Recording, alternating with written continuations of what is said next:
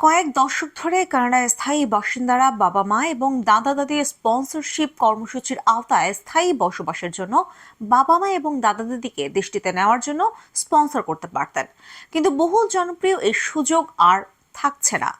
দেশটির অভিবাসন বিষয়ক মন্ত্রী মার্ক মিলারের জারি করা এক নির্দেশনায় বলা হয়েছে, বিদ্যমান আবেদনের ব্যাকলগ দ্রুত শেষ করার দিকে মনোনিবেশ করায় বাবা মা এবং দাদা দাদির জন্য স্থায়ী বসবাসের স্পন্সরশিপের নতুন আবেদন গ্রহণ করা সাময়িকভাবে বন্ধ করেছে কানাডা। কানাডার অভিবাসন, শরণার্থী ও নাগরিকত্ব বিভাগ ঘোষণায় বলেছে, তারা চলতি বছরে এই কর্মসূচির আওতায় আর নতুন কোনো আবেদন গ্রহণ করবেন না।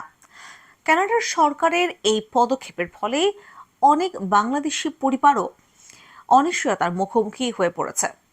বিষয়টি পরিষ্কার করে আইআরসিসি বলেছে, তারা 2024 সালে জমা দেওয়া আবেদনগুলোর প্রক্রিয়াকরণ চালিয়ে যাবে। চলতি বছরে পিজিপি কর্মসূচির আওতায় কোনো নতুন আবেদন গ্রহণ করা হবে না। অতীতে এই কর্মসূচির আওতায় কানাডার স্থায়ী বাসিন্দারা দেশটিতে স্থায়ীভাবে বসবাস করার জন্য তাদের বাবা মা এবং দাদা দাদিকে নিয়ে যেতে পারতেন। এখন এর পরিবর্তে দেশটিতে বসবাসরত পরিবারগুলো সুপার ভিসা কর্মসূচিকে বিবেচনায় নিতে পারেন। এই ভিসার আওতায় স্থায়ী বাসিন্দাদের আত্মীয়রা টানা 5 বছর পর্যন্ত কানাডায় বসবাসের অনুমতি পাবেন।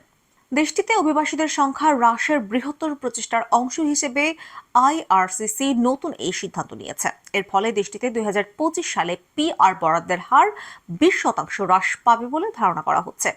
চলতি বছরের জন্য আইআরসিসির পিজিপি কর্মসূচির আওতায় 24,500 জনের আবেদনের চূড়ান্ত নিষ্পত্তি করার পরিকল্পনা রয়েছে।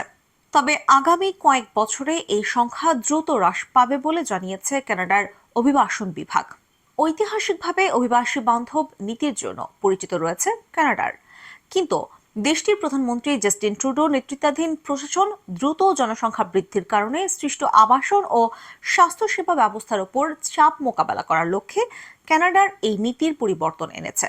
দেশটির সংবাদ মাধ্যম কানাডা গেজেটের প্রতিবেদনে বলা হয়েছে, কঠোর অভিবাসন নীতি গ্রহণ করায় চলতি বছরের মাঝেই 12 লাখের বেশি অস্থায়ী বাসিন্দা কানাডা ছেড়ে যেতে বাধ্য হতে পারেন। এছাড়াও বার্ষিক পিআর কোটা আগে 5 লাখ নির্ধারিত থাকলেও চলতি বছরে তা কমিয়ে 3,95,000 করা হয়েছে। একই সঙ্গে এই সংখ্যা 2026 সালে 3,80,000 এবং 2027 সালে 3,65,000 নামিয়ে আনার লক্ষ্যমাত্রা নির্ধারণ করা হয়েছে। হ্রাসকৃত কোটার মাঝে 2025 সালে কেবল 94,500টি ভিসা পারিবারিক স্পন্সরশিপের জন্য বরাদ্দ পাওয়ার কথা রয়েছে, যার মধ্যে 70,000 পিআরধারীদের স্বামী স্ত্রী এবং সন্তানদের জন্য সংরক্ষিত থাকবে।